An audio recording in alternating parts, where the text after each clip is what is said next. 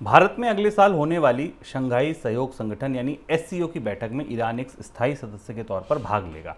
समरकंद में हुई एससीओ की बैठक के दौरान ईरान ने संगठन के स्थायी सदस्य के तौर पर शामिल होने पर रजामंदी दी है। इस संगठन में ईरान को शामिल करने को लेकर भारत लंबे समय से प्रयासरत था। सर, ईरान का एससीओ में शामिल होना ऊर्जा बाजार पर क्या असर डालेगा? मुझे लग रहा है कि आने वाले पिछले 6-7 महीने का सबसे महत्वपूर्ण डेवलपमेंट है दुनिया में ऊर्जा की दृष्टि से और भारत की दृष्टि से, जो कि ऊर्जा का विशुद्ध रूप से नेट इम्पोर्टर है गैस और तेल का। अंतर्राष्ट्रीय स्तर पर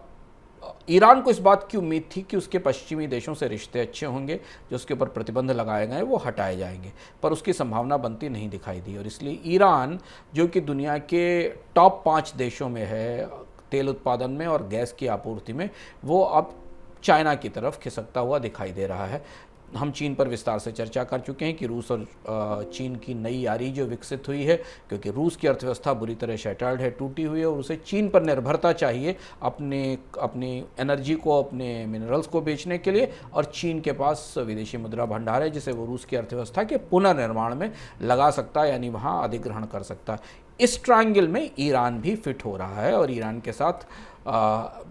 शंघाई कोऑपरेशन काउंसिल में ईरान के पहुंचने का मतलब है कि एशिया का जो एनर्जी धुरी है, जो एनर्जी एक्सेस है, जिसमें यूरेशिया जिसको आप कहें, क्योंकि यूरोप का हिस्सा है रूस, तो यूरेशिया की जो एक एनर्जी धुरी है वो अब चीन के आसपास खिसक रही है, चीन के पास शिफ्ट हो रही। ईरान एससीओ की रोशनी में ईरान और चीन के और रूस के रिश्ते हमें एनर्जी बाजार में कुछ बड़े बदलाव लेकर आएंगे। हमने देखा था प्रतिबंधों के बावजूद दुनिया के जिन 2 देशों ने ईरान से इंपोर्ट किया था ऑयल, उसमें चीन और भारत ही मौजूद थे।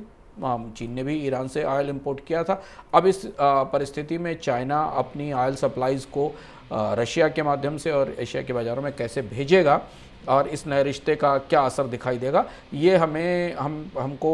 इस संधि के बाद दिखाई देगा। और एक और चलते चलते महत्वपूर्ण घटनाक्रम ये भी रहा कि शंघाई कोऑपरेशन काउंसिल में समरकंद की बैठक में चीन ने किर्गिजिस्तान और उज्बेकिस्तान के साथ,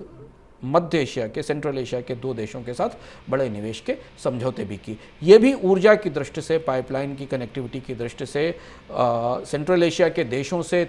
तेल और गैस लाने की दृष्टि से ये समझौते भी काफ़ी महत्वपूर्ण होने वाले हैं रणनीतिक रूप से, क्योंकि इससे चीन वो रास्ता खोल रहा है जिस रास्ते से तेल और गैस सेंट्रल एशिया से और यूरोप से और ब्लैक सी के इलाकों से मिनरल्स और गैस चाइना लाए जा सकते हैं।